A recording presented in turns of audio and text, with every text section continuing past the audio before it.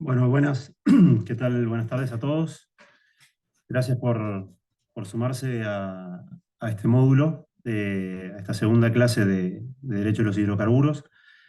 La intención de este módulo es meternos ya un poco más de lleno en lo que es la gestión hidrocarburífera provincial.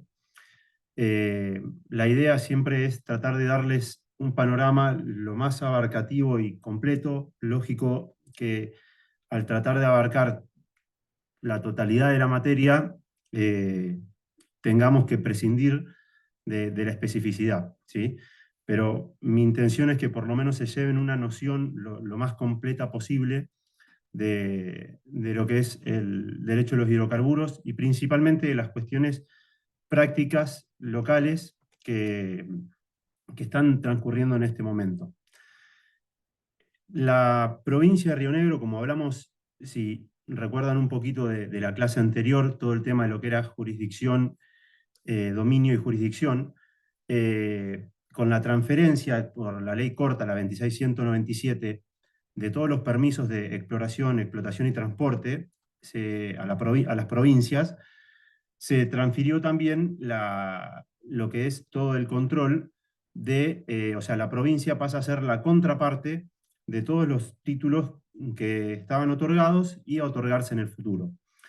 Esto ratifica un poco todo lo que es la normativa que ya había a nivel federal y a nivel provincial.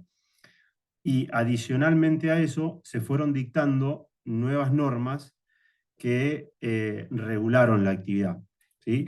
A nivel de la Constitución, de la Constitución provincial, hay una reafirmación del dominio originario e inalienable de la provincia, de los recursos, en este caso hidrocarburíferos, y después se dictaron la ley, la 4296, que reafirma el interés provincial en la explotación hidrocarburífera, así como el rol del Estado en la intervención y regulación del desarrollo.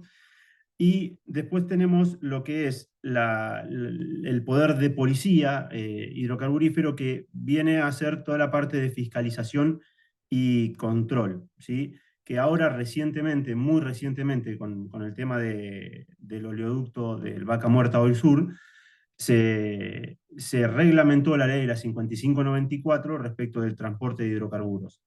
Toda esta normativa se integra con normativa específica a nivel federal y a nivel provincial de otros sectores, todo lo que es cuestiones ambientales, cuestiones de regímenes de promoción y desarrollo de proveedores, bienes y mano de obra local, todo lo que es la cuestión más operativa, digamos, de los sistemas de información provincial para la carga de toda la información, de todos los deberes de información que tienen que cumplir las operadoras. Esto es lo que les comentaba del poder de policía. La provincia asume el control técnico y operativo de las actividades. Pasa a ser la contraparte, pasa a fiscalizar, a aplicar multas, a dictar normas técnicas para regular el recurso hidrocarburífero, el recurso natural, bajo su jurisdicción. Hoy en la provincia de Río Negro tenemos dos empresas que tienen 35 áreas de concesión. Como ven, ahí en el mapa, este mapa es un mapa oficial de la Secretaría de Energía, lo que está pintado en verde son áreas de explotación hidrocarburífera, o sea, son concesiones que están actualmente en explotación, y después tenemos áreas en rojo que son las que están en fase exploratoria, ¿sí? Básicamente están buscando si hay hidrocarburos. No está pintada en este mapa, pero acá, arriba del lago Pellegrini, está el Cinco Saltos Sur, eh, que ahí es donde se están encontrando actualmente, donde tuvo lugar la perforación de pozos no convencionales y que han tenido buena prospección. Entonces, esto es un poco lo que la provincia asumió a partir del dictado de la ley corta en el control, ¿sí? Después, en gris ven que son otras áreas que están proyectadas para ser licitadas, ¿sí? Esto, cuando se transfieren todas estas concesiones, obviamente venían con determinados plazos en curso. En el 2012 aproximadamente se dictó la ley 4818, donde hubo una primera etapa de prórrogas. Las prórrogas se dispusieron por el plazo de 10 años, y ahora estamos entrando en una segunda etapa de prórroga fruto del vencimiento de aproximadamente 23 concesiones. La provincia ya ha iniciado este proceso, donde básicamente se abrió hacia todos los operadores la oportunidad de requerir la prórroga del título bajo el cual estaban realizando la explotación. Para eso,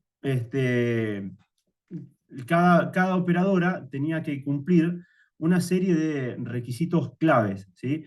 Esto lo reguló la ley 5733, ¿sí? Que tiene por objetivo principal fomentar las nuevas inversiones y también atacar cuestiones que son propias de temas ambientales hidrocarburíferos.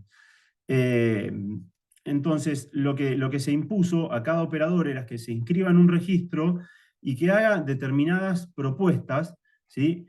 Cumpliendo ciertas pautas, ¿no? Lo que es la remediación de compromisos ambientales, el cumplimiento de planes de inversión. La propuesta de cada operador tenía que proponer qué iba a hacer con la inversión, los compromisos de inversión que le quedaron pendientes o que se encuentran pendientes en el plazo de vigencia de su concesión, ¿sí? Que son los compromisos remanentes.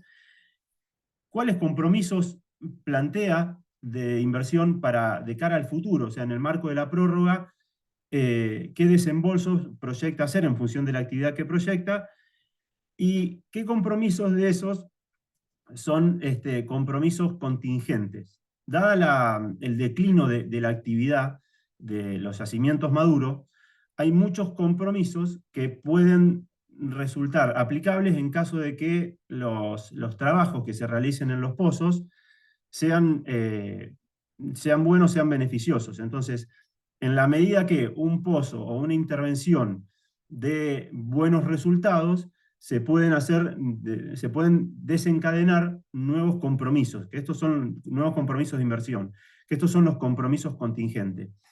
En este marco de prórroga, y bueno, y ahora también ya está regulado, la provincia siempre procuró resguardar el empleo de la mano de obra local y de los proveedores locales, o sea, todo lo que sería la cadena de valor provincial, imponiéndole a las empresas el deber de contratar a mano de obra local y a proveedores locales.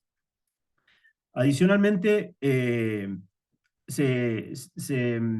la obligación, digamos, en la participación de este proceso, había una serie de obligaciones, de pagos que son claves, ¿no?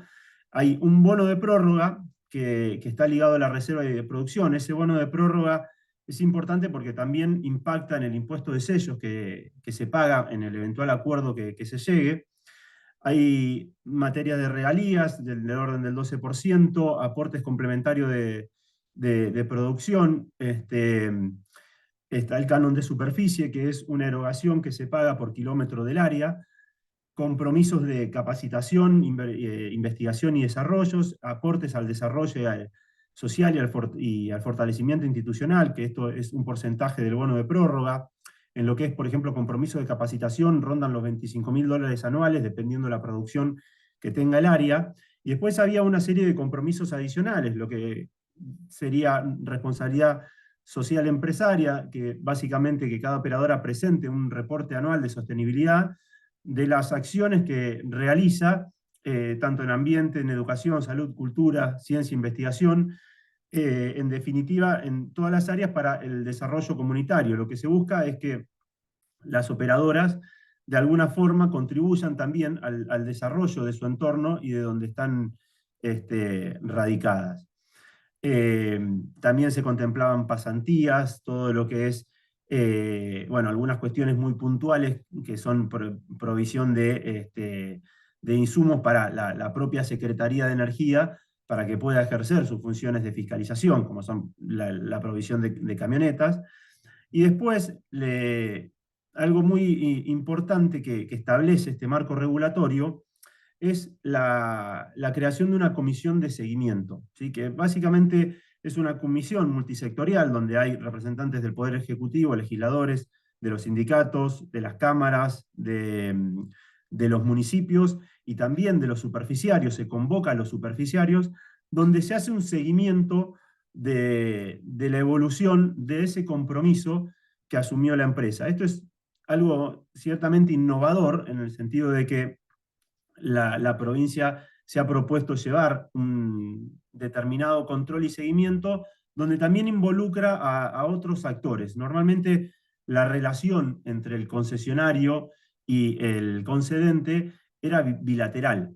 Ahora, con esta comisión de seguimiento, se abre a todos los actores involucrados para que también las operadoras dé cuenta, rinda los compromisos a los cuales se comprometió en el acuerdo, o sea, el grado de cumplimiento de esos compromisos y para que también tenga contacto cercano con la realidad local. El proceso de renegociación consiste básicamente en que la operadora, el concesionario, hacía una propuesta, ¿sí? Y esa propuesta, luego de un intercambio de información, habilitaba, la provincia seleccionaba entre distintos, también, perdón, en cada área seleccionaba si esa empresa estaba en condiciones o no de acceder a una etapa de negociación.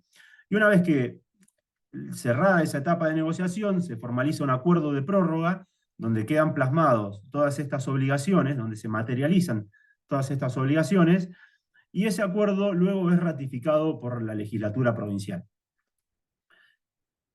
Todos estos fondos que forman parte de estos acuerdos, tanto sea regalías, bonos, compromiso de responsabilidad social empresaria, llamándolo de manera más genérica, se traducen en distintos destinos. Principalmente hay un enfoque hacia el financiamiento de obras de infraestructura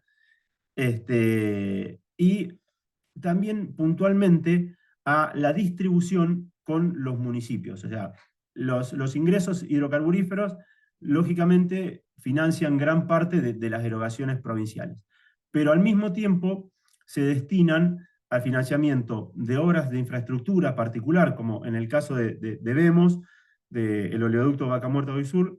La provincia llegó a un acuerdo y ha destinado fondos que obtuvo de esa negociación con YPF para la construcción de infraestructura en salud, por ejemplo, hospitales.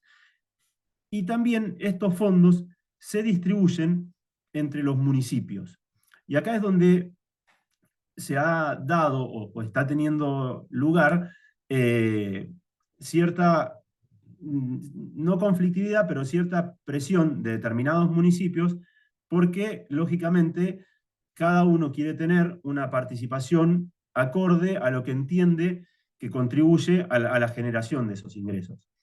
Hoy, del 100% de las regalías, el 90% se queda para la provincia y el 10% se le otorga a los municipios.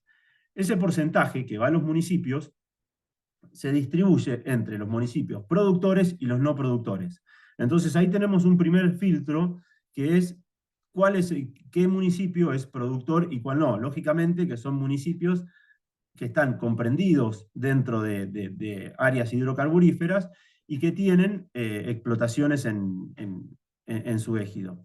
Entonces, de esos municipios, actualmente están Catriel, Allen, General Roca, Campo Grande, Fernández Oros, Cinco Salto, Cervantes, Contralmirante Cordero y Cipolletti.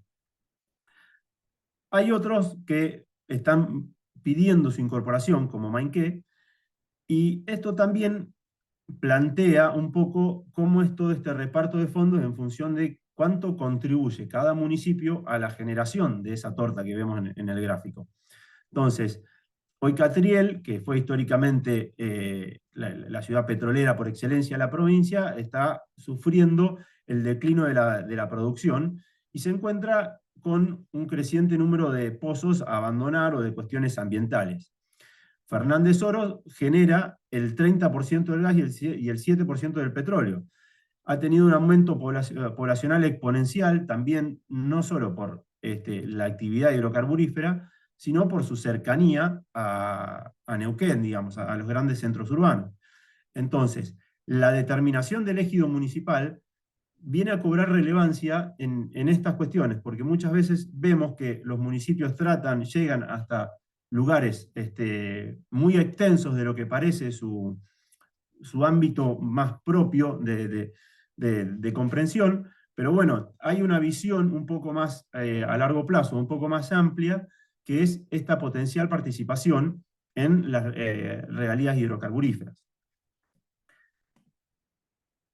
Y esto nos lleva a la distribución de competencias y la articulación entre la provincia y el municipio. La provincia, esto es, hay como, si se quieren, son tres órdenes, ¿no? Tenemos nación, después tenemos la provincia, después los municipios. Cada uno tiene como sus materias reservadas y cada uno tiene órbitas donde puede ejercer sus facultades. Los municipios tienen una autonomía limitada y principalmente están enmarcados en lo que es su ejido municipal y las funciones de seguridad, salubridad y el desarrollo urbano. Las cuestiones a las que puede fiscalizar el municipio van a estar limitadas por lo que es la normativa de mayor jerarquía, que es la provincial. La provincia se reserva para sí la jurisdicción exclusiva de lo que es el recurso hidrocarburífero. Entonces, esto ha dado lugar a muchos roces entre provincia y municipio, porque los municipios pretendían arrogarse facultades de regulación hidrocarburífera. Y esto ha generado precedentes jurisprudenciales. Y donde estos precedentes tuvieron mayor fuerza es en cuestiones ambientales, ¿sí? Que es donde muchas veces los municipios se ven mayormente afectados por lo que es el desarrollo de la actividad hidrocarburífera. Acá conviene hacer un poquito, alejarse y volver a revisar el panorama, porque lo que es en materia ambiental, también tenemos disposiciones, contenidos mínimos que son fijados por nación. Y es toda una regulación que tomó fuerza a partir de la reforma del 94. Con anterioridad a eso, la ley de hidrocarburos no contenía un capítulo específico de cuestiones ambientales. Traía dos disposiciones, las del artículo 69, donde simplemente trataba un poco las obligaciones de evitar desperdicio de hidrocarburos y adoptar medidas para evitar perjuicios a las actividades y a los mantos de agua principalmente, ¿no? Con la reforma del 94 se incorpora el artículo 41, que consagra el derecho a un ambiente sano y le indica a la nación el establecimiento de presupuestos mínimos, ¿sí? Y esas disposiciones comienzan a ser operativas recién a partir de la ley 27.007, donde se consagra expresamente que el Estado Nacional y los Estados provinciales deben tender a una legislación uniforme. Esto hasta el día de hoy no está, pero la práctica va consolidando algunas cuestiones. Luego la ley Bases vino a insistir con esta idea de armonización de normativa ambiental para lograr, pero con un enfoque de lograr el desarrollo de la actividad con un adecuado cuidado del medio ambiente. La ley Bases trae un enfoque productivista marcado, y en ese sentido, esta nota de la legislación ambiental está como orientada a que se permita la actividad. La provincia de Río Negro también ha adoptado medidas en ese sentido para poder aprovechar los recursos naturales que posee. Entonces, en este marco, donde hay unos presupuestos mínimos a nivel nacional, unas facultades complementarias de las provincias, es donde también los municipios bregan por su autonomía y quieren imponer determinadas cuestiones locales, ¿sí? Bueno, este es el detalle de normativa que se los dejo para que tengan. Pero en ese marco del desarrollo de la actividad, hay algo muy importante, que es cada vez que se va a hacer alguna actividad que tenga incidencia en el ambiente, que pueda afectar directa o indirectamente al ambiente, se requiere obtener determinados permisos ambientales antes de desarrollarlo. O sea, cuando ustedes ven que, o escuchan, ¿no? YPF, Quintana, van a perforar tal pozo, previo a eso hubo todo un derrotero de permisología administrativa que habilitó la realización de ese pozo. Principalmente hay estudios técnicos para determinar el impacto que puede llegar a tener esa perforación o esa intervención en el ambiente, y en función de la incidencia de esa intervención, la autoridad de aplicación decide si corresponde o no hacer una audiencia pública y dar lugar a que haya oposición o a que haya planteos. Entonces, luego de este derrotero, donde se presenta una declaración jurada, se hace el estudio de impacto ambiental, eventualmente se convoca audiencia pública, se dicta un dictamen técnico donde se pronuncian respecto a la posibilidad de desarrollar la actividad, lo cual concluye con la licencia ambiental. Pero no termina ahí, sino que la obligación de la operadora, de quien va a hacer la intervención en el ambiente, continúa durante todo el proyecto, y hay obligaciones anuales de presentar informes de monitoreo. Y esto cobra mucha relevancia en lo que le comentaba anteriormente, lo que es el abandono de los pozos. Una vez que el pozo cumple su vida útil, corresponde abandonarlo, ¿sí? Que esto es sellarlo, cerrarlo.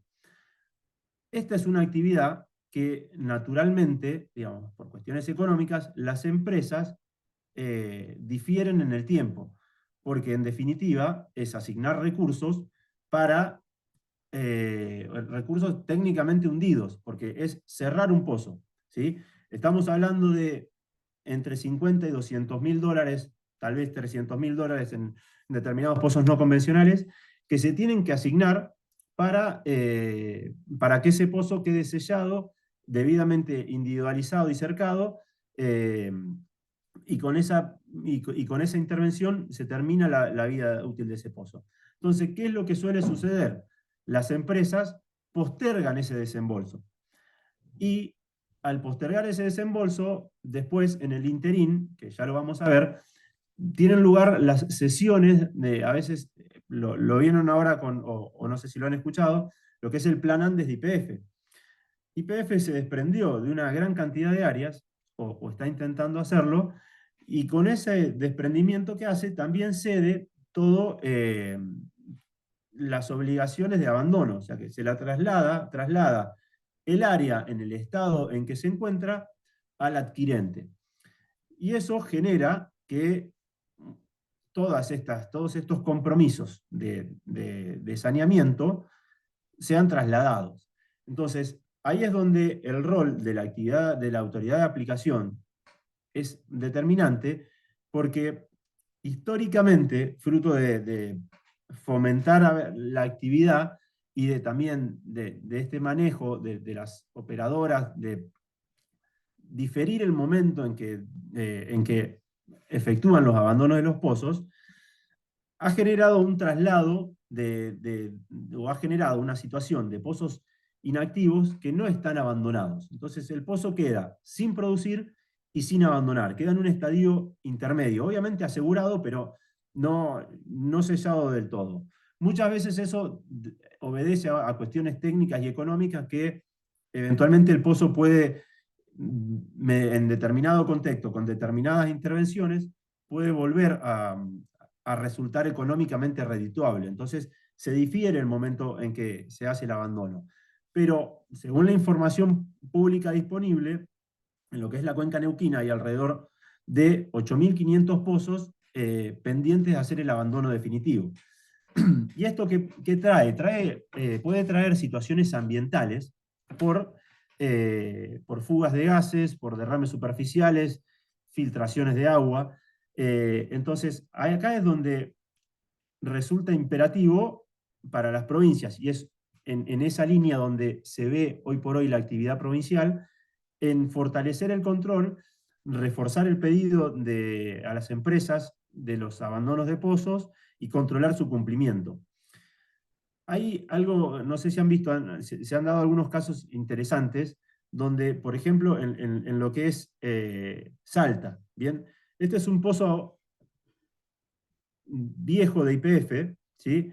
Que lo tenía President Petroleum, que es la empresa que quebró, que tenía concesión acá en Río Negro, y que está teniendo esa actividad, ¿no? Básicamente es un pozo descontrolado. Para poder controlar ese pozo, lo que hay que hacer es un pozo en paralelo, lo que comentan los técnicos, es un pozo en paralelo donde salen al cruce de este pozo y lo intervienen, entonces deja de fluir el fluido a la superficie.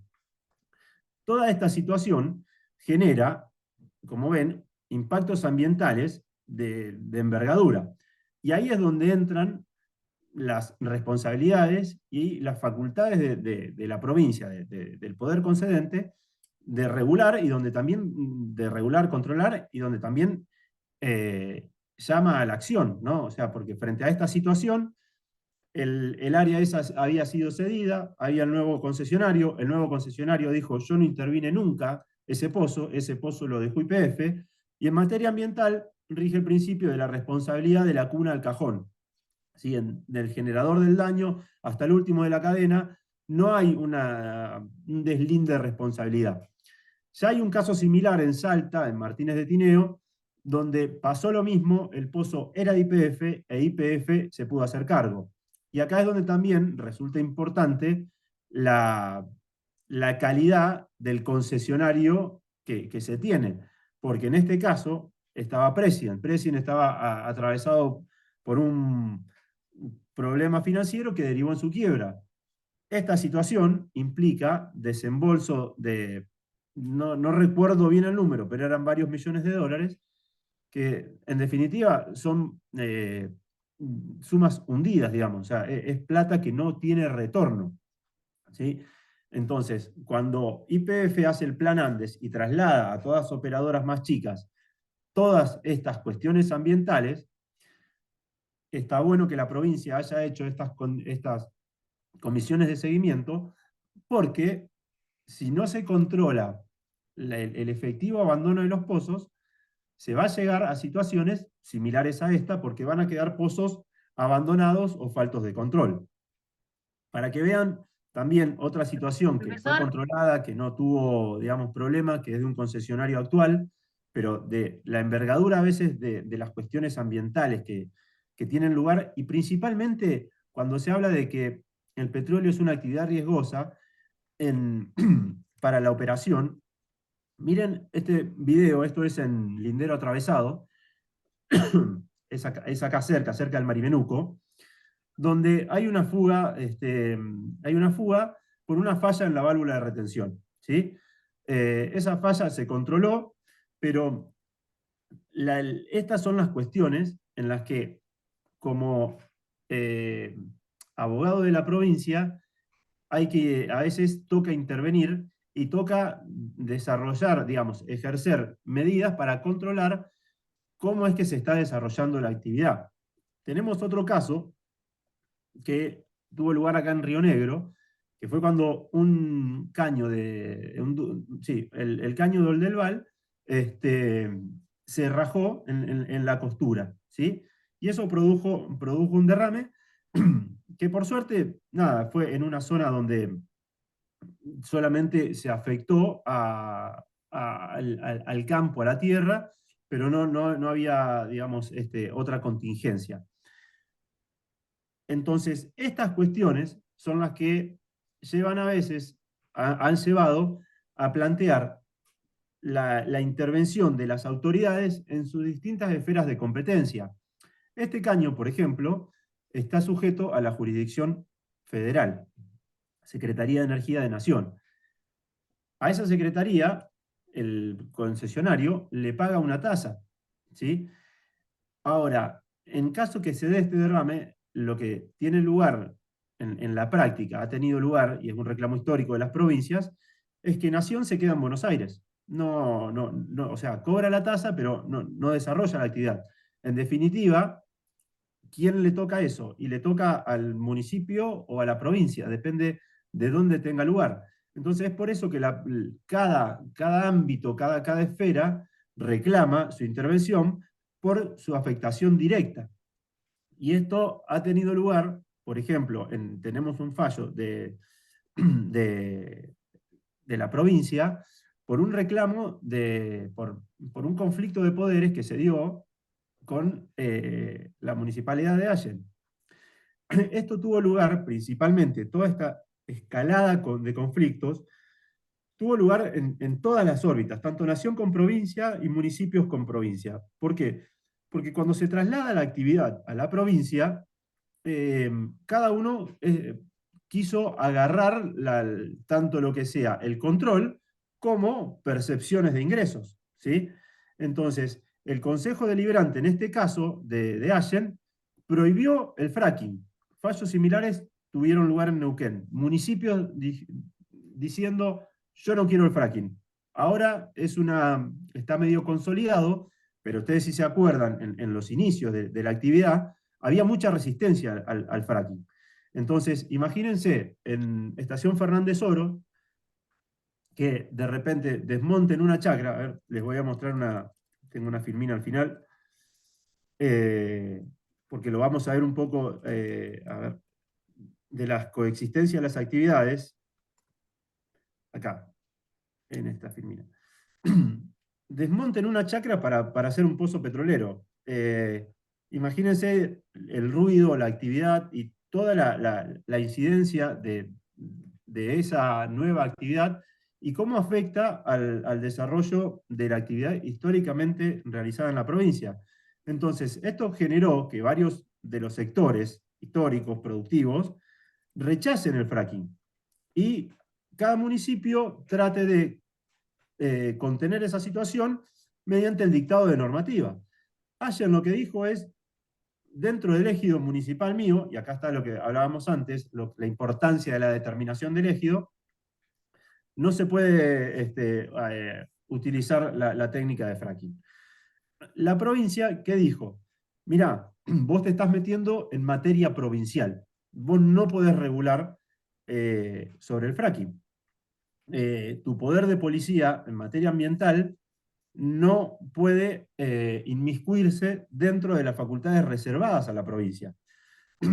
Y el tribunal básicamente le dio razón a la provincia. Le dijo, mirá, autonomía municipal no es soberanía.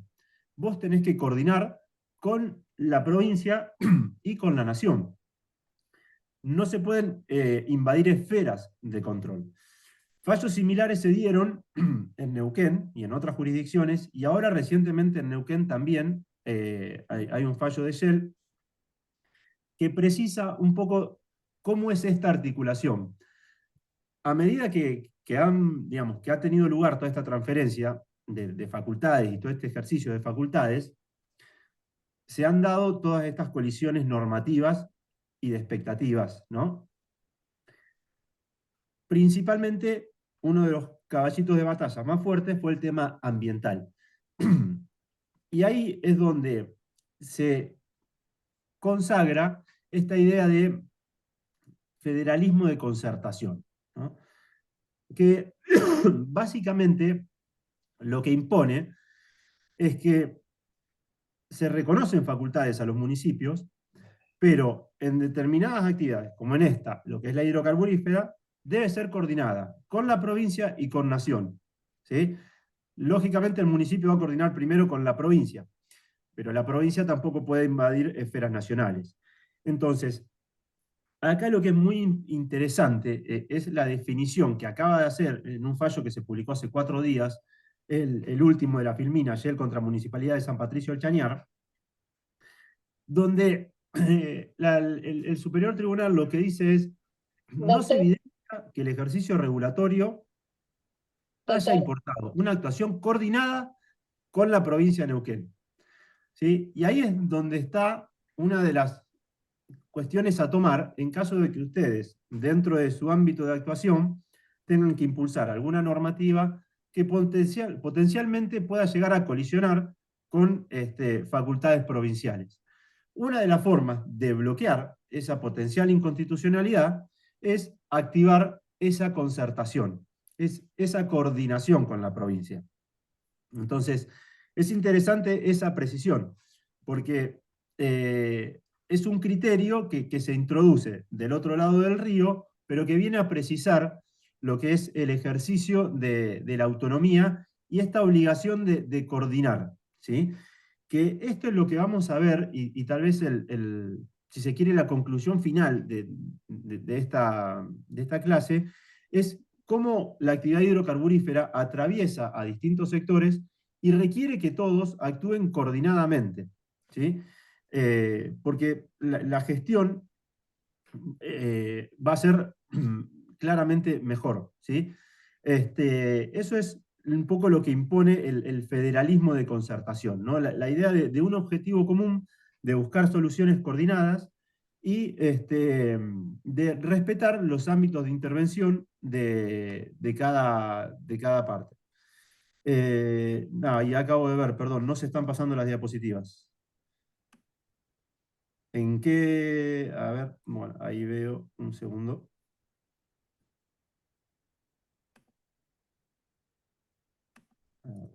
Eh,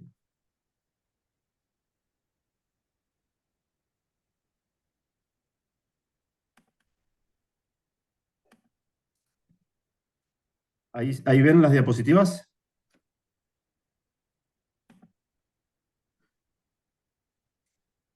Bien, perdón, ¿hasta dónde habíamos llegado? ¿Esta la habían podido ver?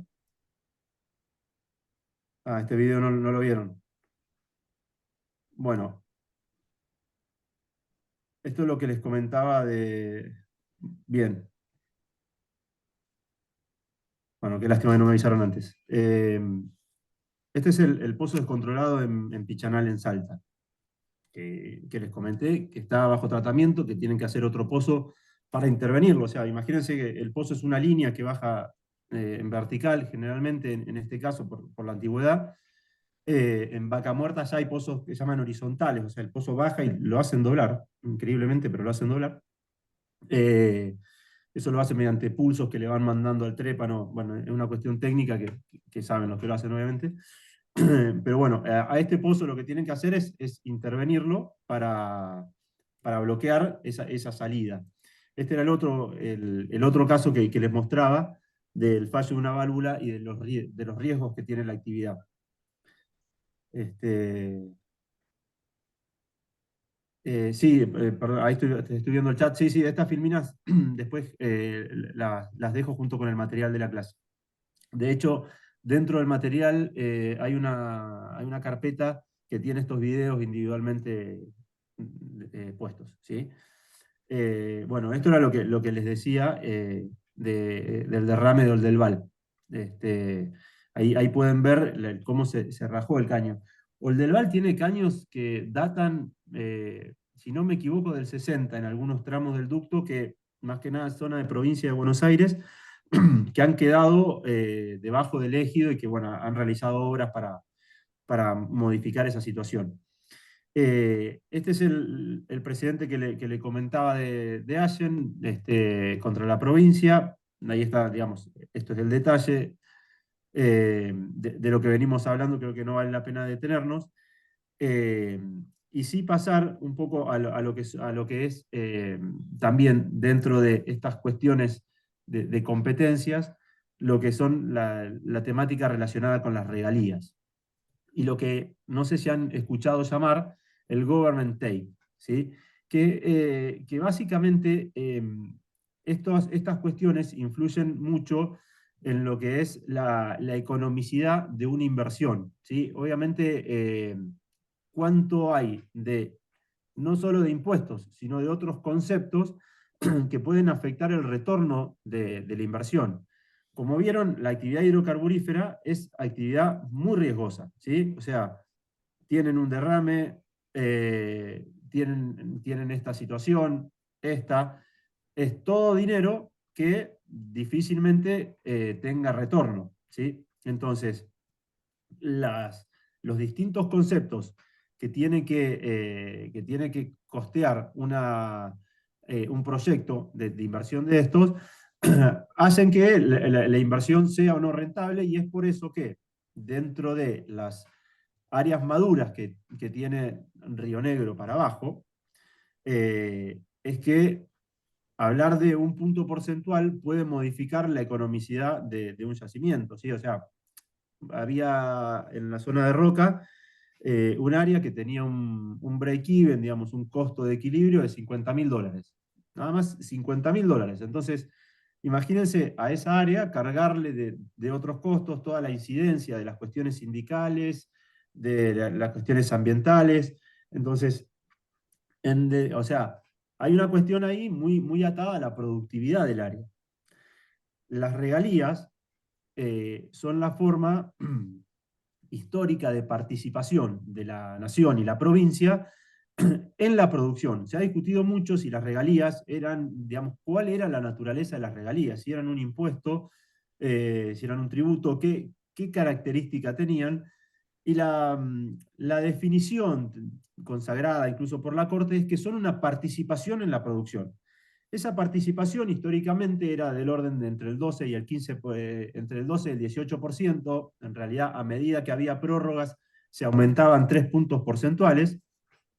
Entonces, esto llevó también a un desequilibrio entre las áreas no convencionales y las convencionales, porque las no convencionales eran nuevas y entraban con un 12% de regalías, y las no convencionales, sí, con un 12%.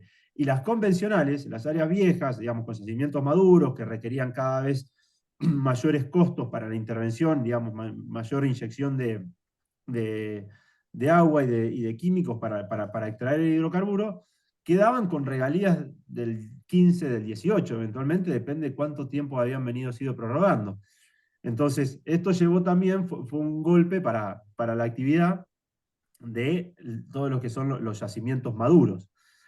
Estas regalías fueron modificadas, estos porcentajes de regalías fueron modificados ahora con la ley base. Se estableció un esquema distinto que básicamente en el pliego de la licitación, el oferente, en realidad en el proceso de licitación, puede ofrecer, hay una regalía base que puede ser con un adicional o puede pedirse una reducción, ¿sí?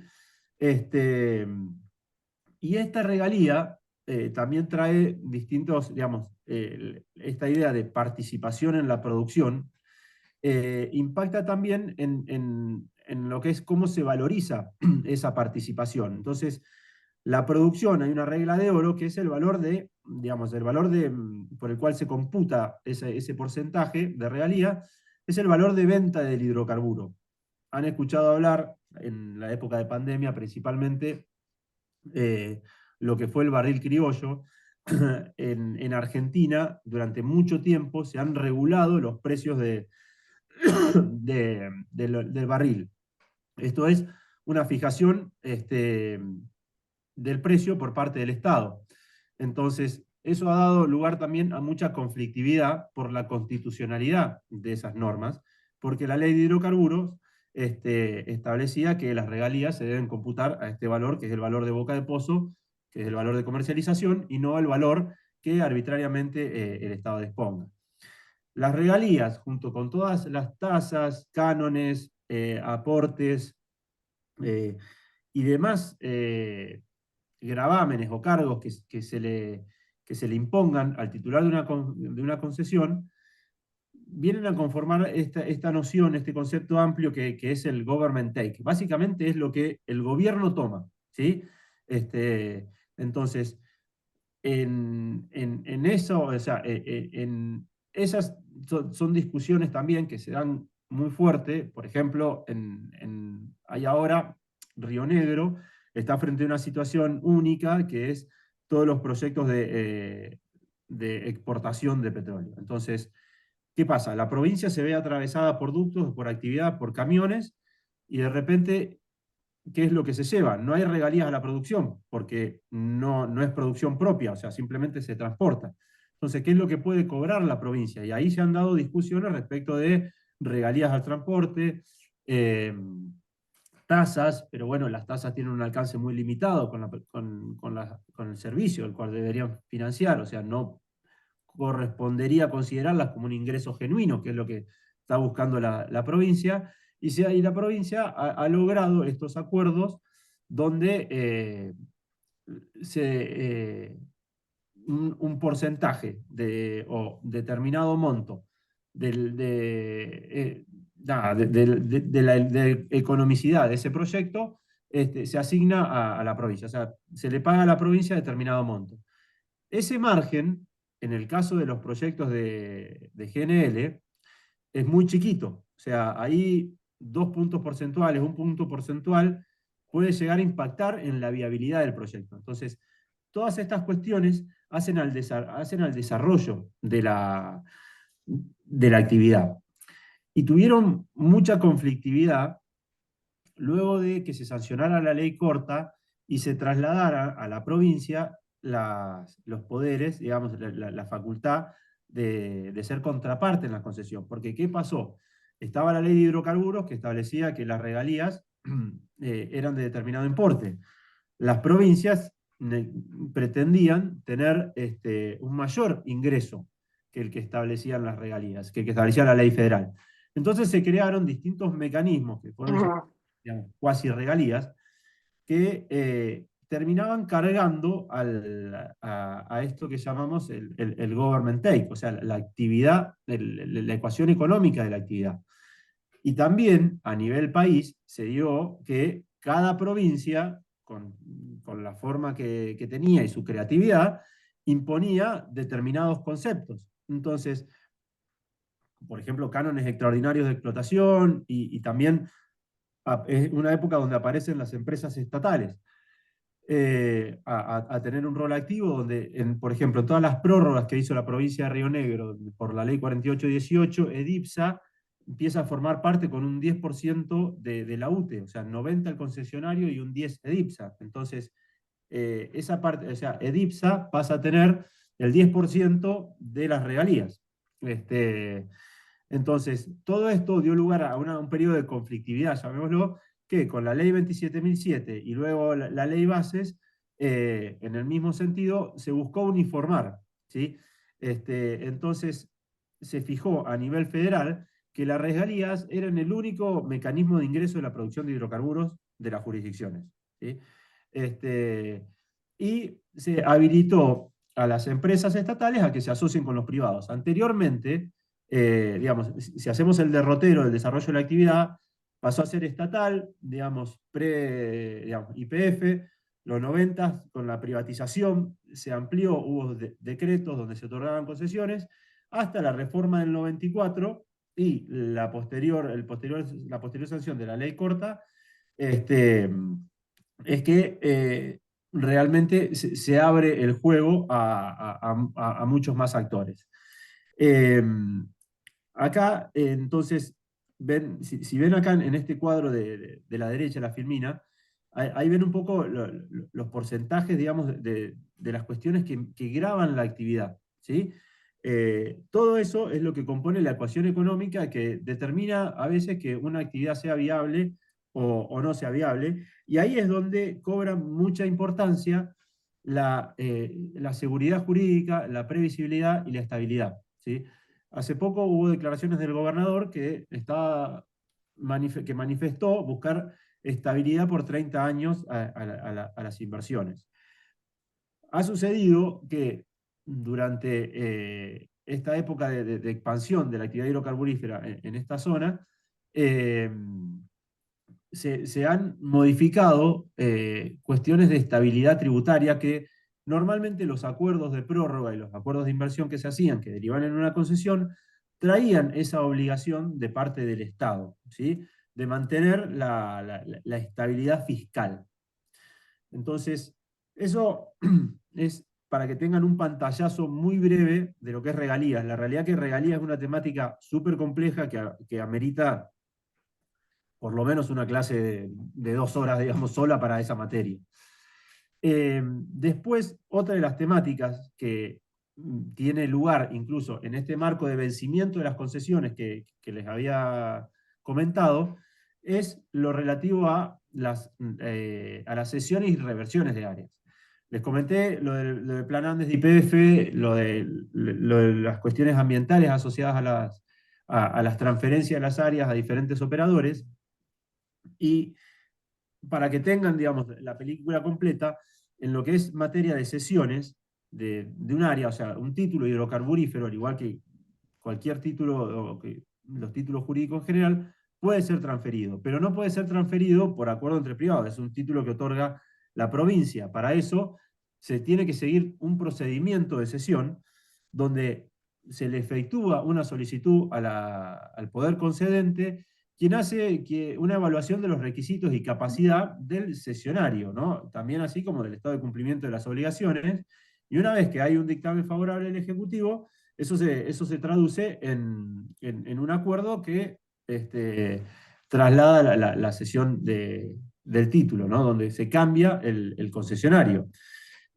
Principalmente se exige a quien va a asumir el área determinada capacidad económica e idoneidad técnica. A quien transfiere el área se piden libre de deudas, cánones, y inexistencia de pagos, libre de deuda ambiental. Entonces, básicamente es un proceso donde se verifica el estado de cumplimiento de las obligaciones y la contraparte que va a tener la provincia, porque en definitiva la provincia va a ver si la nueva persona que va a agarrar el área va a tener capacidad de gestionar el activo que se le está transfiriendo. La contracara, si se quiere, de la cesión del área y de la prórroga de la concesión es la reversión, ¿sí? Básicamente es una forma, digamos, por la cual, mejor dicho, es el instituto por el cual se le retorna al Estado el área hidrocarburífera total o parcialmente. Esto puede ser por una cuestión de vencimiento del plazo de la concesión, o puede ser por una causal de incumplimiento, lo cual amerita un procedimiento previo de imputación, de debido ejercicio del derecho de defensa, o puede ser por una decisión unilateral del concesionario.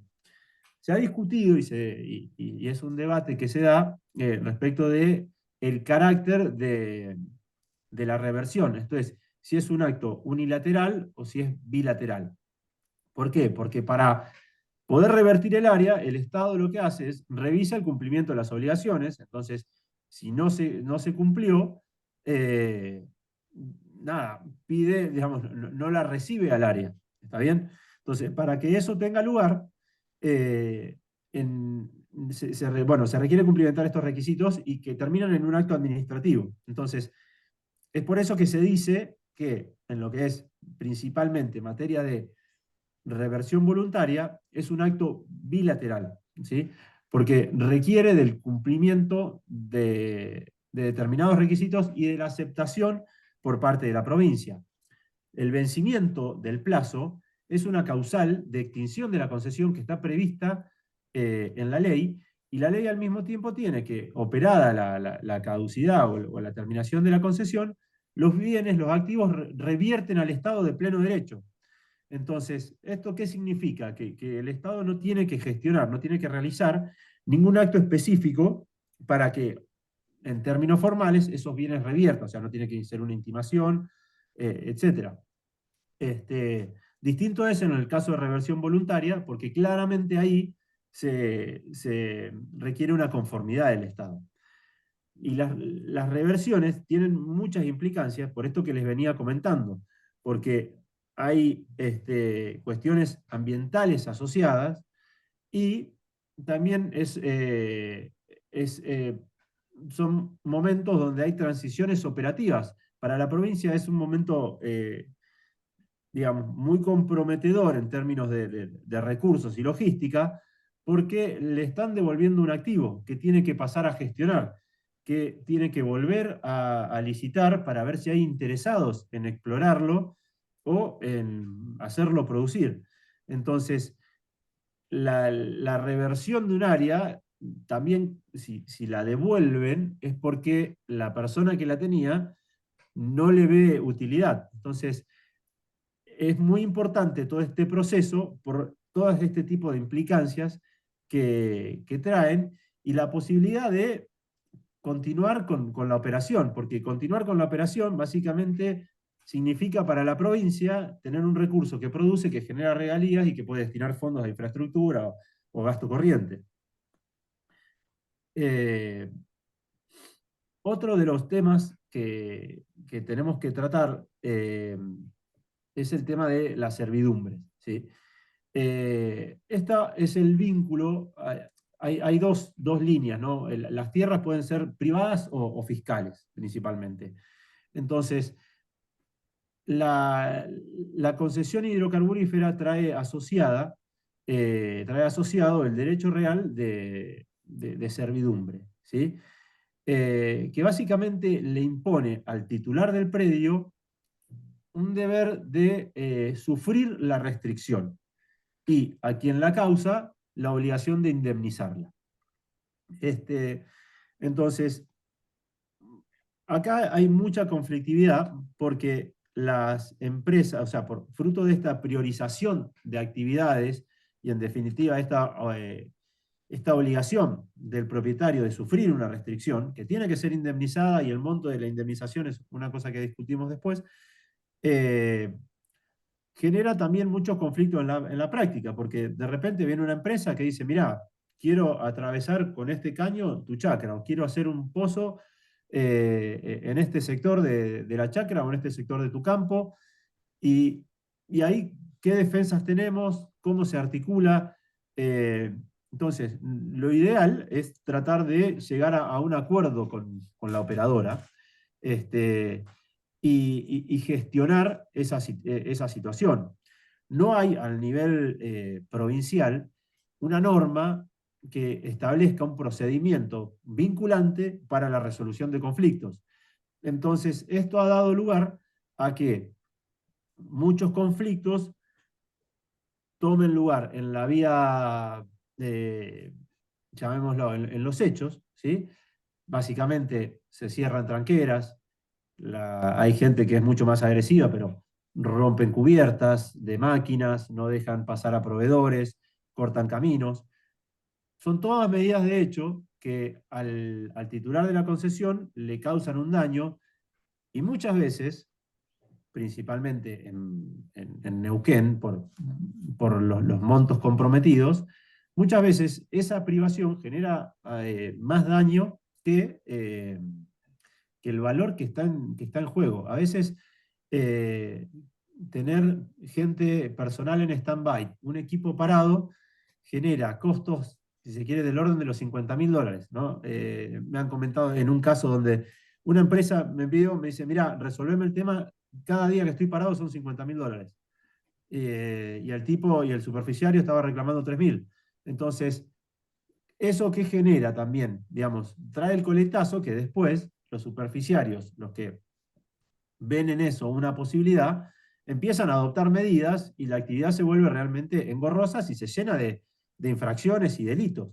Y la particularidad que tiene el poder de fuego que tienen determinados campos es la lejanía eh, al centro urbano.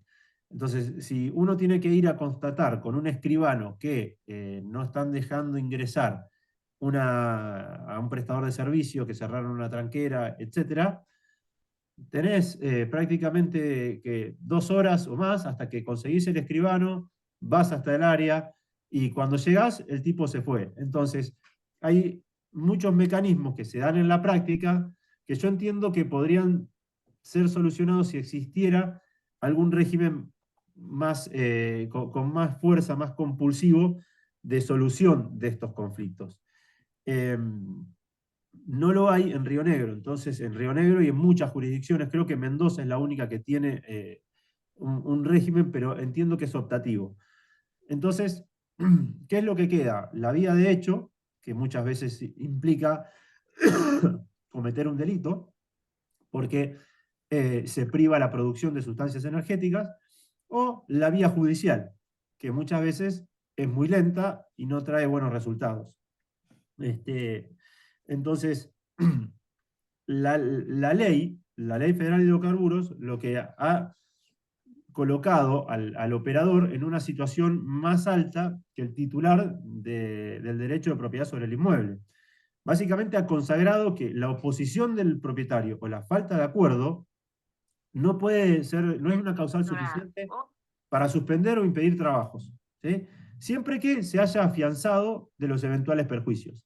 Y ahí se abre otro tema, que es un afianzamiento de los eventuales perjuicios, ¿no? Eh, ¿Qué es? Es una caución juratoria, es el depósito de una determinada suma, es una consignación judicial. Entonces, en los hechos, esta situación se traduce en una lucha de poder, a veces, del superficiario, que toma medidas de hecho, o de la operadora, que frente a la pasividad del superficiario o la precariedad, a veces avanza sin reconocer la afectación. Y esta es una problemática que se da y que tiene mucho lugar. Y dónde está la discusión principalmente es en el daño. ¿Sí? Ahí hay una complejidad, por ejemplo, si tenemos que, si ven la imagen de la izquierda, ven el tipo de campo y ven el animal, es muy difícil cómo probar que, por ejemplo, hacer ese camino, qué daño produjo a ese superficiario que tiene su explotación agropecuaria. En el caso de la fruta, tal vez es más medible lo que es digamos, la erradicación de toda una franja y de la producción asociada a esa franja. Entonces, ¿cómo? Karina, ¿me hiciste una pregunta? Bueno, eh, entonces, la determinación de esos daños es una cuestión compleja. Se ha hecho hay toda una evolución normativa y hay una determinación oficial, llamémosla, que es por medio del decreto 861, que que sintéticamente se tarifan los daños, se tarifa cuánto vale un pozo, se tarifa cuánto vale los caminos. eh, entonces, hay un valor de referencia que muchas veces, o en general, si uno va a hacer un litigio contra una operadora, lo que termina fallando el juez, el decreto es del 96, Gabriel, tiene diversas actualizaciones por resoluciones conjuntas. Lo que les comentaba es que si uno va a un juez y le dice, no, mira, o sea, ¿cómo probás los daños, cómo valorizás el daño en el campo de la izquierda, acá, donde está el animal? Es muy complejo. Entonces, ¿qué termina sucediendo? Se termina yendo hacia el valor de referencia, lo del decreto 861, lo de los daños tarifados. Entonces, en materia de litigiosidad, muchas veces se cae en un error al buscar una indemnización mayor, porque es muy complejo a veces probar el daño y cuantificarlo. Entonces, la ley de hidrocarburos lo que le da al superficiario es la opción de aceptar ese daño tarifado, ¿sí? Artículo 100 de la ley de hidrocarburos, y el decreto 861, que es el que aplica a nuestra cuenca, después está el 860, que es para el sur, que divide también las indemnizaciones en función de lo que son las tierras de secano y las tierras bajo riego, teniendo distintos valores para cada caso, por lógicamente la distinta productividad de la tierra y la distinta afectación.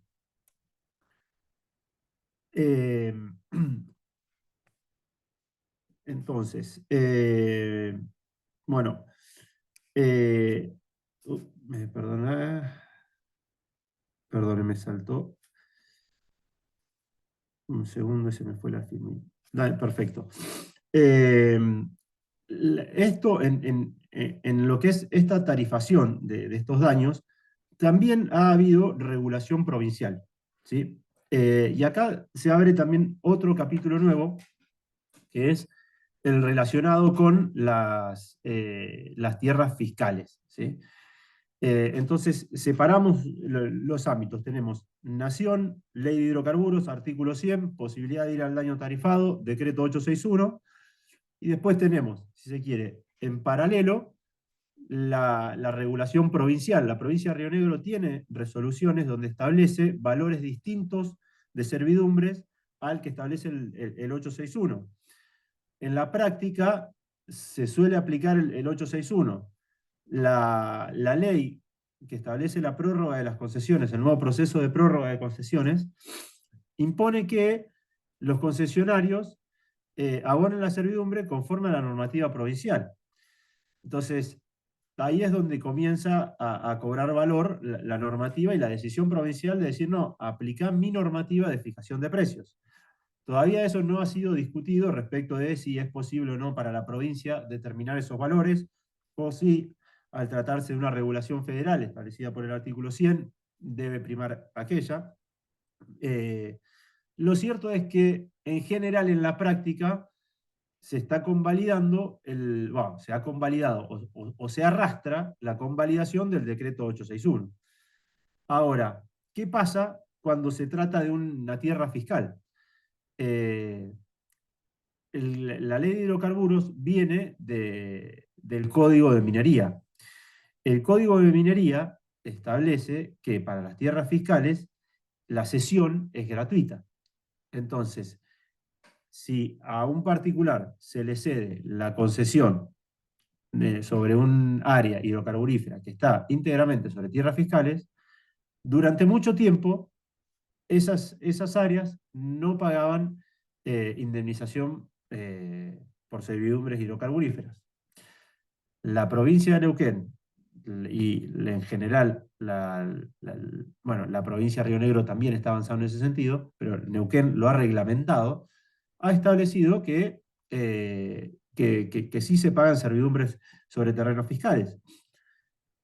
Ahí conviene o corresponde plantearse, digamos, si es razonable que la misma explotación sobre un particular, sobre el terreno que está asignado a un particular, pague servidumbres, y si traes una línea y para el otro lado es tierra fiscal, no la pague.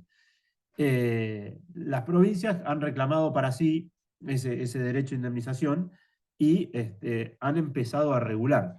Neuquén tiene todo un procedimiento de determinación de oficio, incluso, de las regalías, porque cuando uno va a hacer una actividad, y volvemos a la permisología, le necesita las autorizaciones administrativas. Vas a hacer un pozo, le tenés que pedir permiso a la provincia, tenés que hacer el estudio de impacto ambiental, eh, y eso termina siendo registrado. O sea, la provincia lleva un registro de las instalaciones que hay en superficie en las áreas de concesión.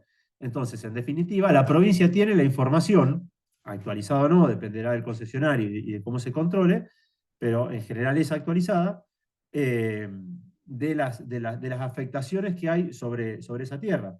Entonces, la provincia puede determinar por sí misma cuáles son los montos que pretende. Y ahí está de vuelta también cuál es la fijación del monto, si es el decreto 861 o si es un monto establecido por la provincia.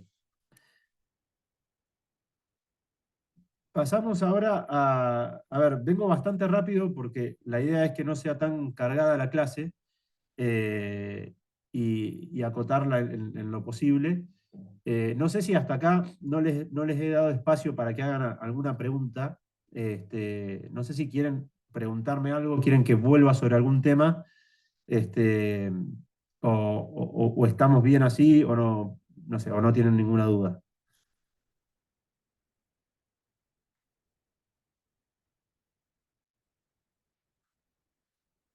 No, gracias, Leandro.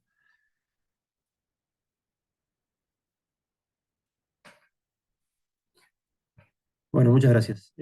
Sigo entonces, a ver, no nos queda tanto de clase, para la alegría de muchos, entiendo. Pero bueno, la idea era Profesor, esto de que... profesor, Sí, Sí, te escucho, Karina. Profesor, una pregunta. Con respecto al tema del abandono del pozo, me surge a mi Sí, dudas. Si, eh, cuando la provincia, porque no hay, o sea, cuando la provincia recibe el pozo, ¿no? sí. Una vez que ¿cómo es el tema de la responsabilidad ambiental? Esa es la duda que se me genera. Bien. La responsabilidad es del generador del daño. ¿Sí? ¿Y es siempre o tiene un plazo, caduca? ¿Hasta cuándo se No, es puede de la reclamar? cuna, ¿Cuánto tiempo después? de la cuna al cajón. Este pozo, mira, este pozo de YPF, si mal no recuerdo, creo que es del 80. ¿Sí? YPF era estatal cuando se hizo este pozo en Pichanal, en Salta. ¿Sí? Ahora hay una acción procesal administrativa, que si mal no recuerdo, en Salta, donde uno de los demandados es YPF porque fue el generador del daño. ¿Sí? Entonces, a ver, hay dos realidades. Uno lo que es la realidad técnica formal y lo que es la realidad práctica. O sea, si vos tenés, como hubo tiempo atrás, tenés a Central Argentina, que quebró y se fue. Tenés a President, que quebró. Y tenés un incidente así, en definitiva, vos como poder concedente sos quien conferiste la autorización para el desarrollo de esa actividad. Entonces, el Estado también tiene que garantizar el medio ambiente sano. Por lo cual, si desaparece el causante de ese daño, lógicamente el Estado tiene que tomar una medida positiva para remediar esa situación. Y esto es lo que está pasando y lo que se busca controlar con todos los pozos que está dejando la actividad hidrocarburífera. ¿Sí?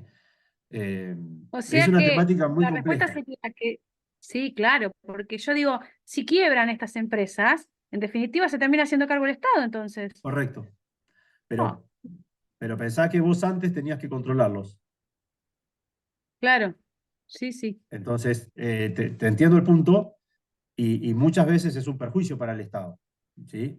Y muchas veces se llega a una situación porque también las empresas proponen determinados planes y a veces los incumplen. ¿Sí? Entonces, no es que se llega a esta situación por un actuar deliberado del Estado omisivo que miró para otro lado todo el tiempo. A veces digamos, son distintas situaciones, a veces incluso, o sea, normalmente los abandonos de los pozos son decisiones técnicas, o sea, se los evalúa y el operador dice, bueno, acá ya no vamos a sacar, no es rentable, lo tienen un tiempo, digamos, cerrado al pozo hasta que se decide su abandono definitivo. En ese control es donde el Estado tiene que exigirle al concesionario que abandone los pozos. Muchas veces termina la concesión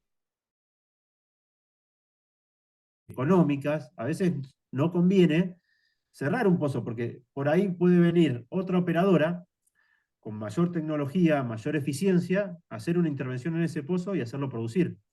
Entonces, no es que es lineal la responsabilidad de hicieron un pozo, lo dejaron abierto, el Estado miró para otro lado. O sea, hay un montón de factores que influyen a que llegues a una situación donde se requiera intervención en pozos. ¿Sí? Bien, otra le quería consultar, y con Sí, respecto, por ejemplo, a la protección de la napa, si sí, yo protejo, si yo sello el pozo, sí. ¿protejo las napas? Sí, claro. Sí, Entonces lo ideal es normalmente que, yo entiendo que en función del sí. valor del petróleo pueda convenir o no dejarlo abierto, pero en realidad por seguridad es bueno sellarla porque vos estás preservando la napa. Sí, sí, en realidad, o sea, obviamente hay todo un tema de, ¿cómo es? Digamos, cuando yo te hablaba del estudio de impacto ambiental, la licencia ambiental, cuando se hace una perforación, está toda esa evaluación. Normalmente las perforaciones hidrocarburíferas bajan más que la napa, ¿sí? Lo que se hace es, o sea, se atraviesa la napa y sigue hacia abajo y se encamisa y se cementa el Ujú. caño para que no haya filtración hacia la napa. Eh, Normalmente Sí. no hay, o sea, la napa está alrededor de los 400 metros de profundidad y por lo general las perforaciones en esta zona están bajando hasta los 3.000, ¿sí? O arriba de los 1.000 y pico.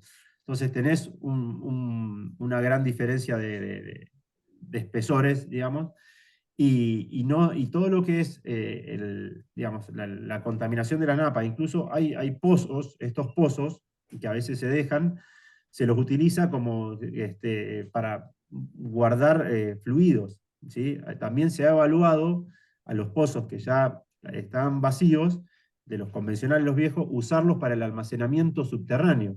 En la época de pandemia, al restringirse todo el comercio, colapsó la producción, o sea, no había evacuación, no había demanda.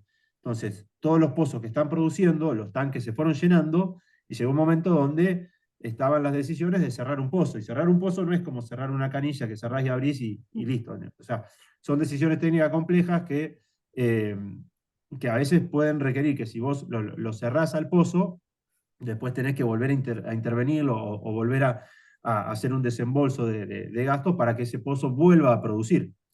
Porque vos pensás que eso está con determinadas condiciones de presión para que salga el hidrocarburo. Eh, entonces, todo lo que es el agua que se reinyecta y lo que es la reutilización, por ejemplo, de estos pozos, eso está todo monitorizado por la autoridad de aplicación. Hay bastante contralor de estas cuestiones, y no hay, o sea, si bien parece que está, digamos, muy expuesta, no se registran ahora contaminaciones de las napas por la actividad. Sí, o sea, pero por la actividad, digamos, del pozo abandonado, ¿está bien?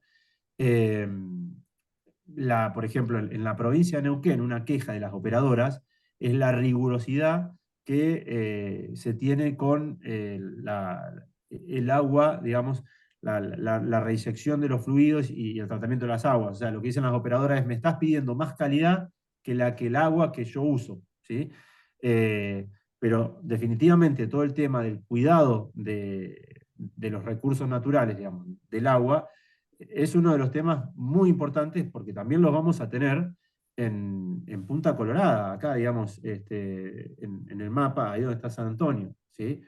Porque ahí van a empezar a ir y venir barcos con mayor periodicidad, y donde vas a tener descargas de petróleo que alguna falla en una manguera, alguna contingencia puede derivar en un evento de contaminación. Digamos, estas terminales están en todos Sumado a lados. que es un golfo, ¿Cómo? que sumado a que es un golfo, que un derrame en un golfo es de una gravedad terrible. Sí, claro, pero bueno, en este caso son, o Porque sea, por el tipo de, claro, por la formación que tiene.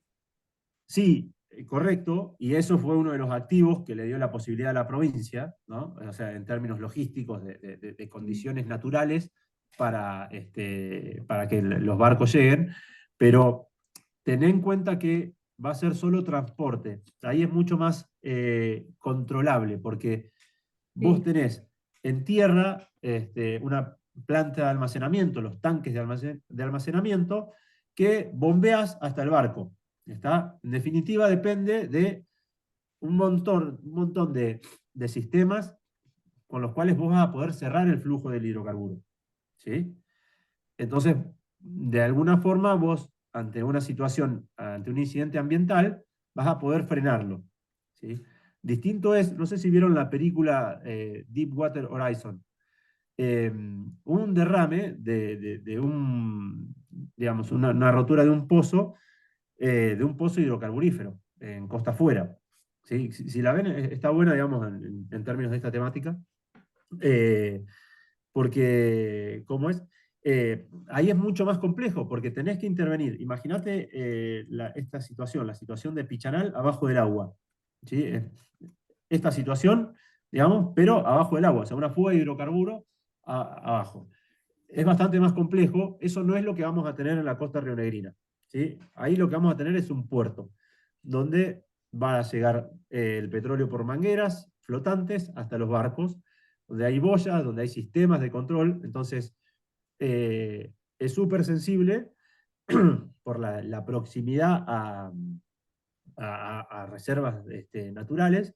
Pero bueno, hay un montón de gente que está estudiando el tema, que hay un montón de ambientalistas, cada empresa que ahora hay una audiencia pública por el segundo barco, el MK2 de GNL que viene, donde, bueno, hay consultoras ambientales que analizan todo. Lógicamente, vos me vas a poder decir, bueno, pero una consultora ambiental que paga una empresa hidrocarburífera va a tratar de decir que todo para adelante, ¿no?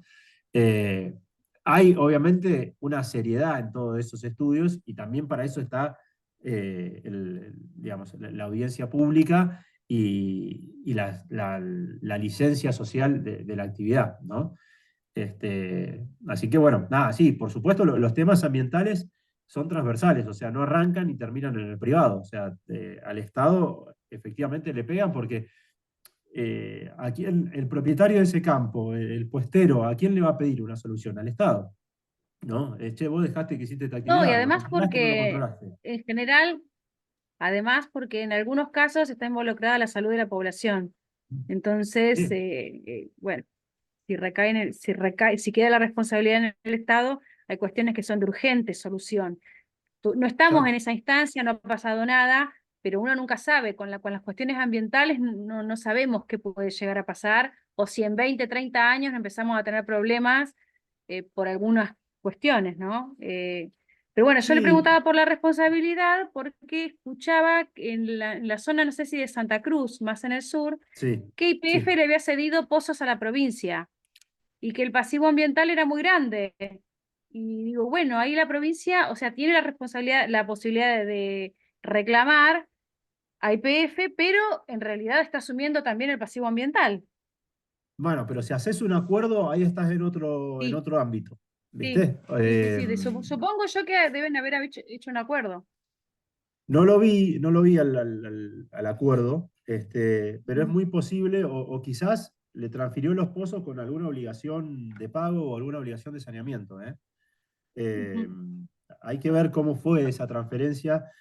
Muchas veces los medios son muy tendenciosos en cómo se expone la información, por eso siempre que veas algo en esta temática, hay que bucear un poco, porque hay muchos intereses en juego dando vuelta y a veces la información no es completa, ¿sí? Si es un acuerdo, a ver, nada, es muy posible que se hayan establecido los términos para esa reversión del área, ¿sí?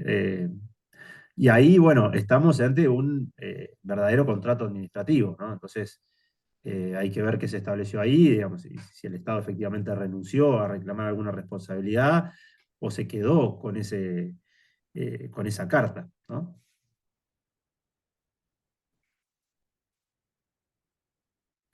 Gracias, muchas gracias. Por nada, Karina, gracias a vos.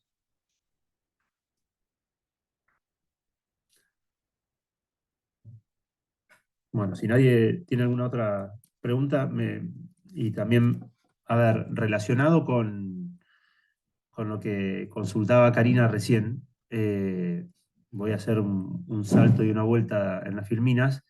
No sé si escucharon nombrar lo que es el Acuerdo de Escazú.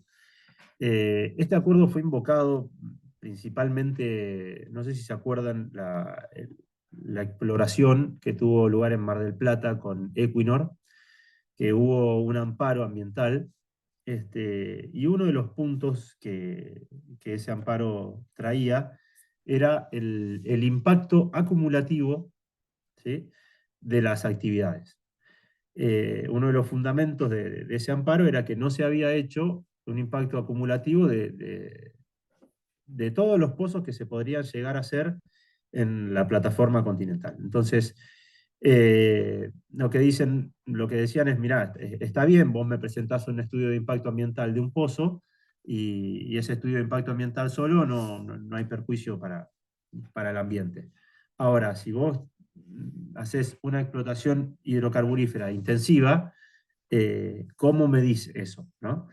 Y para eso los accionantes utilizaron, digamos, citaron el acuerdo de Escazú, que este es un acuerdo regional, ¿sí?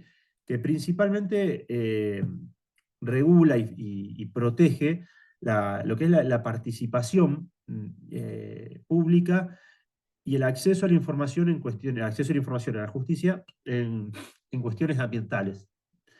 Se lo conoce como Escazú porque fue el lugar donde se firmó en Costa Rica, y, y es un acuerdo que ustedes muy posiblemente vuelvan a escuchar y que surja ahora a raíz de este contexto histórico que está atravesando la provincia, tanto sea en hidrocarburos como en minería. ¿Sí?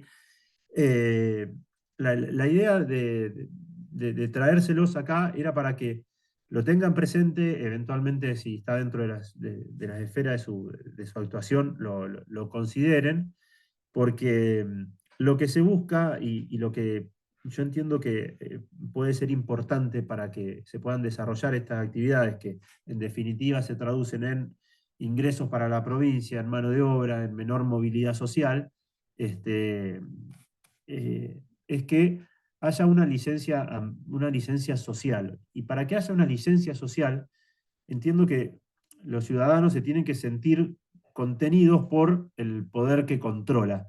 Entonces, en cuanto haya mayor acceso a la información sea transparente, haya un buen monitoreo de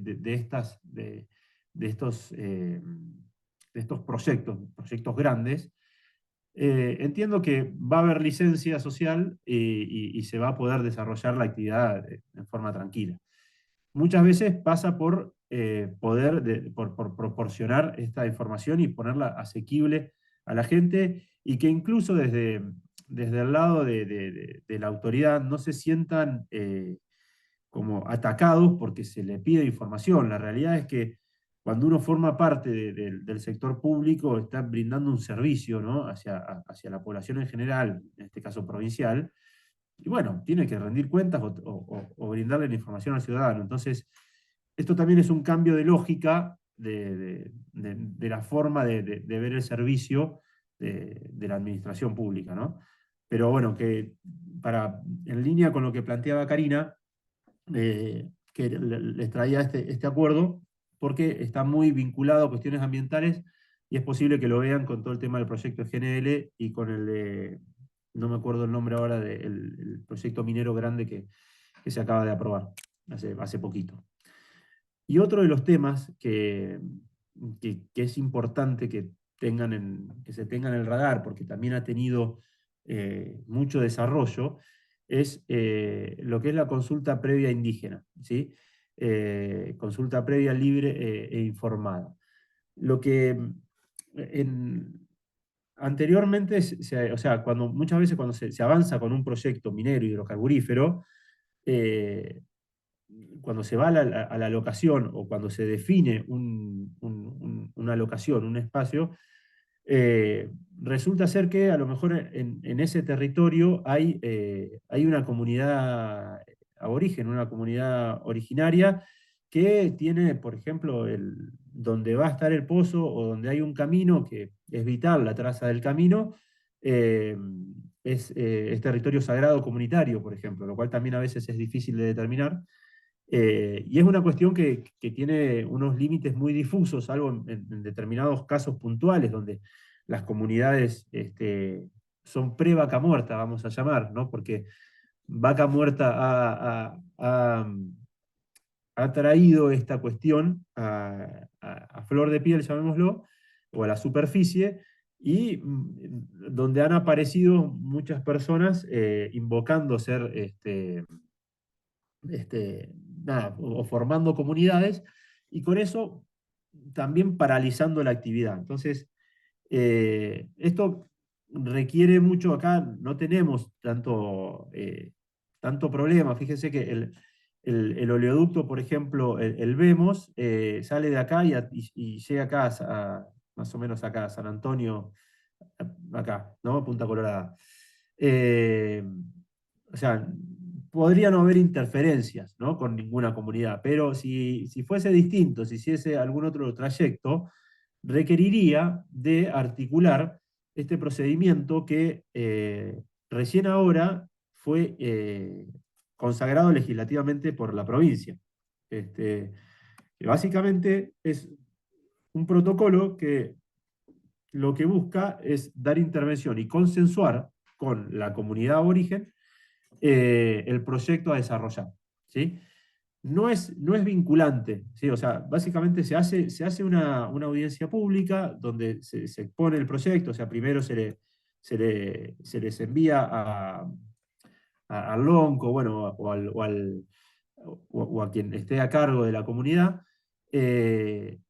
y eso da lugar a una serie de eh, intercambios y una audiencia pública que pueden terminar o no con un acuerdo implementable. O sea, la consulta pública en sí no es vinculante, al igual que las audiencias públicas, pero la normativa lo que le impone al Estado es que si pese a tener alguna oposición de una comunidad en particular, quiere avanzar con el proyecto, tiene que fundar eh, expresamente lo que resuelva, ¿sí? O sea, considerar el planteo y en una especie de demanda y contestación, dar el fundamento. Eso sería lo que correspondería para hacer un acto jurídico fundado.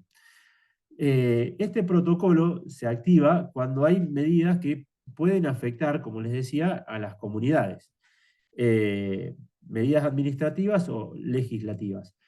En la zona de Neuquén, es un epicentro de problemas, porque todo lo que es la zona del Marimenuco, hay muchas comunidades reclamando eh, su intervención, ¿no? Y utilizan, a veces hay algunas que son como más violentas y hay otras que no, eh, que utilizan distintos medios para en definitiva obtener un resarcimiento económico.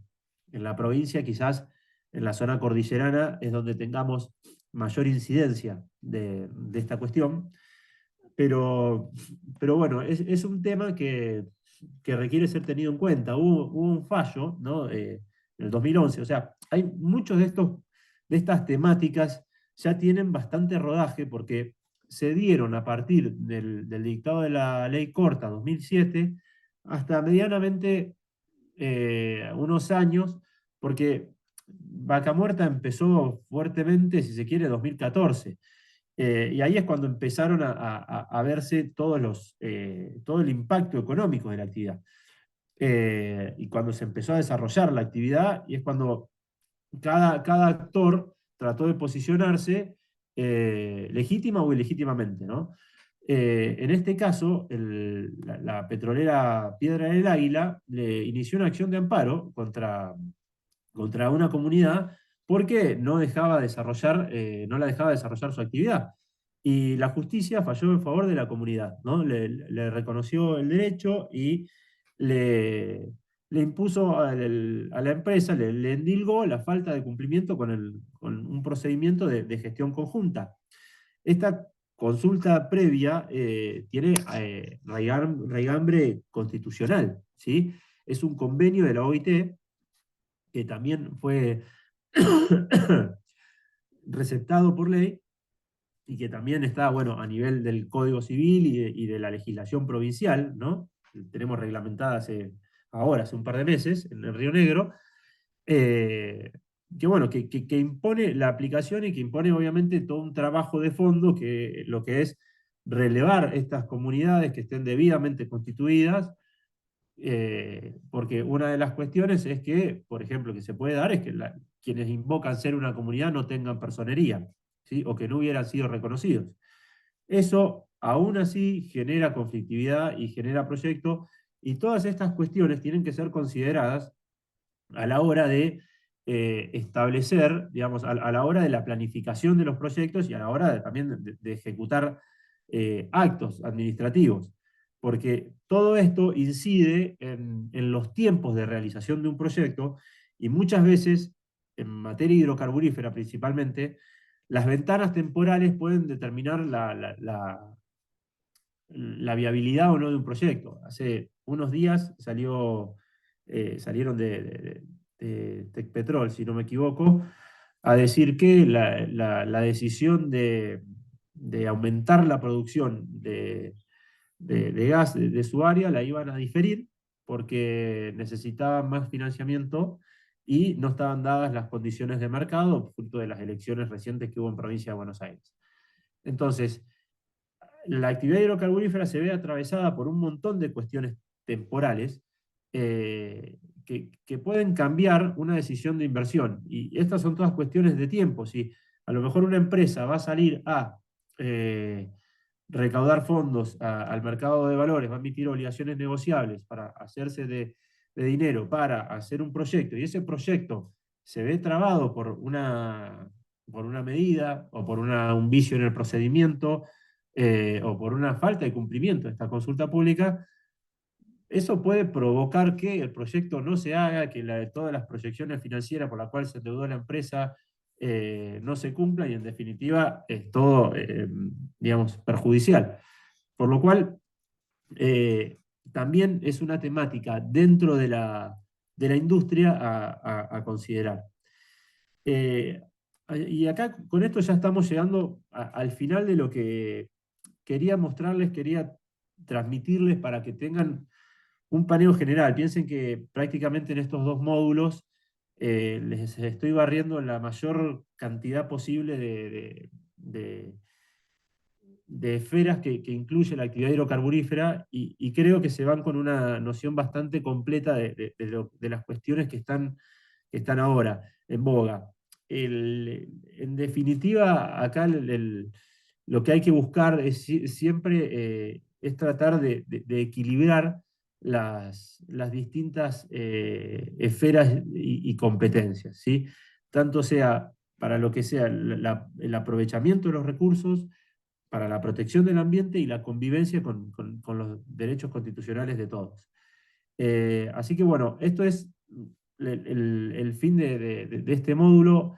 No sé si tienen algún comentario o alguna cuestión que quieran transmitirme. Si no, nada, agradecido de que me hayan generosamente prestado atención durante todo este tiempo.